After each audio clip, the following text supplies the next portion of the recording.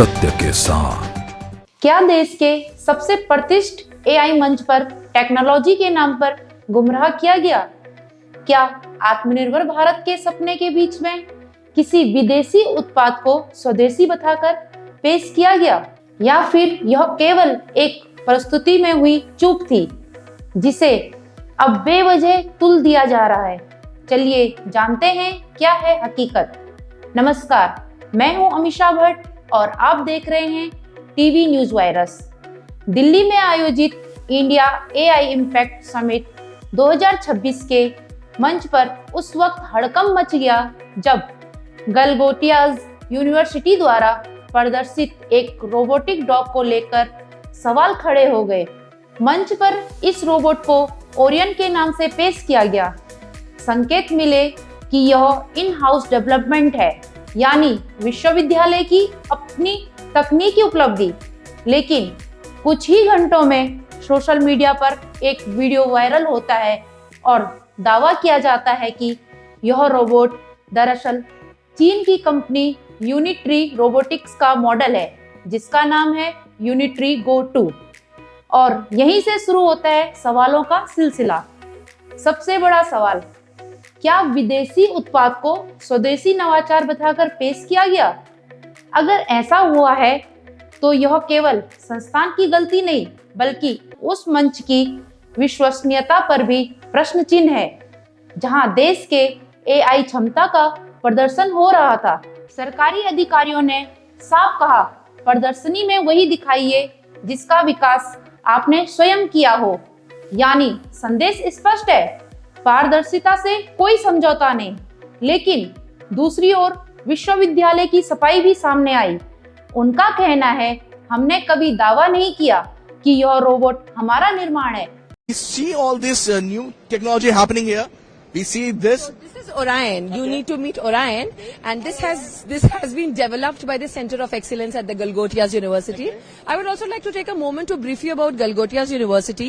We are the first private university investing more than 350 crore rupees in artificial intelligence, and we have a dedicated data science and artificial intelligence block on the campus. So Orion has been developed by the Center of Excellences, and as you can see, it can take all shapes and sizes. And it's quite naughty also. It's quite naughty also, and it can perform small tasks of surveillance, monitoring. It can take all shape. हमने ये कभी claim नहीं किया कि हमने कुछ manufacture किया है जो हमने नहीं किया।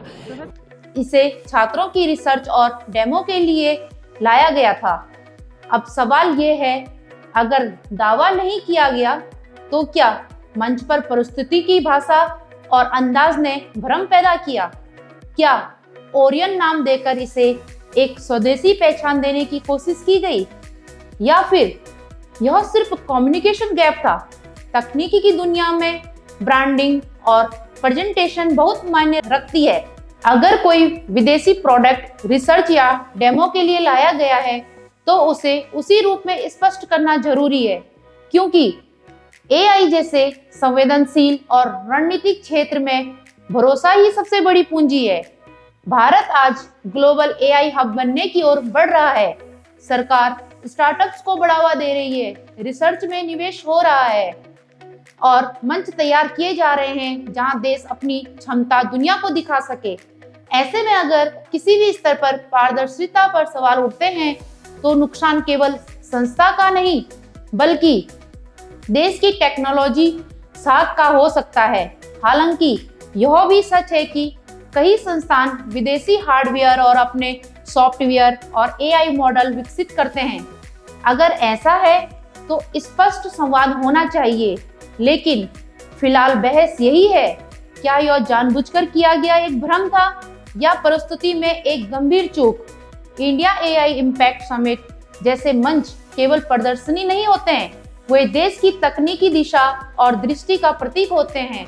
यह घटना एक सवाल जरूर छोड़ती है, क्या हम नवाचार के नाम पर पारदर्शिता से समझौता कर सकते हैं?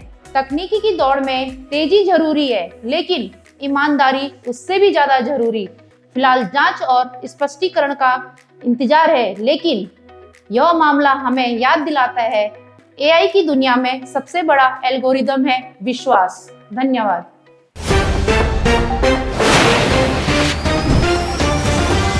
सत्य के साथ।